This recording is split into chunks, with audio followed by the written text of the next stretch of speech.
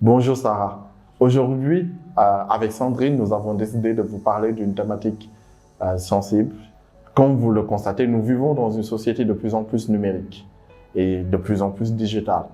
Les internautes, ils se trouvent en vivant sur des plateformes en ligne et ont amené toute la violence qui existait dans le monde physique, dans le monde réel.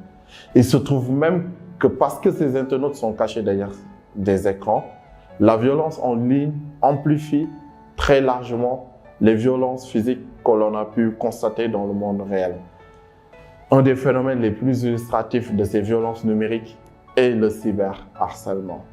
Deux points qu'on souhaite soulever très rapidement sur ce sujet-là. D'abord, le cyberharcèlement touche une cible malheureusement déjà vulnérable. Il s'agit précisément des enfants et très souvent des jeunes filles.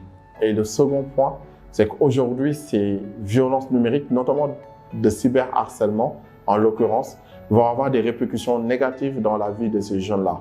Par exemple, perturbation de leur scolarité, de leur bien-être, de leur vie sociale et de leur vie familiale et parfois malheureusement perturbation de leur intégrité physique. Je vais laisser maintenant la parole à ma collègue Sandrine Lemar, sociologue, qui va développer davantage sur ce sujet-là. Le constat que l'on peut faire aujourd'hui sur nos sociétés, c'est assez malheureux d'ailleurs, c'est de constater qu'elles sont de plus en plus violentes. Cette violence, elle est réelle, mais elle est aussi virtuelle. Tout le monde n'est pas sain dans le digital et souvent le digital permet à des personnes qui pensent, en étant cachées derrière un écran, pouvoir harceler d'autres personnes. Je pense en particulier aux jeunes femmes, aujourd'hui victimes de ce qu'on appelle le revenge porn.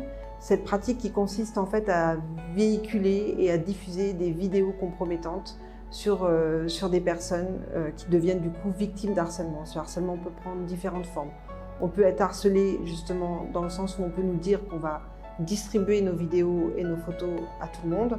On peut être harcelé aussi sur un format plus pervers, économique, où en fait on demande par le biais d'un chantage des sommes d'argent qui font que des jeunes femmes peuvent se retrouver dans des difficultés familiales et sociales très graves. On doit veiller aujourd'hui, et l'État sénégalais met en place de nombreux outils pour que justement nous puissions retracer le parcours de ces harceleurs en ligne. Aujourd'hui, nous sommes capables de pouvoir retracer leur trajectoire et nous sommes surtout capables de pouvoir protéger ces victimes de harcèlement. Donc le conseil à donner d'abord, c'est encore une fois veiller à ce qu'on éduque nos enfants au numérique, qu'on éduque aussi notre société de façon générale et qu'on invite les personnes victimes à porter plainte.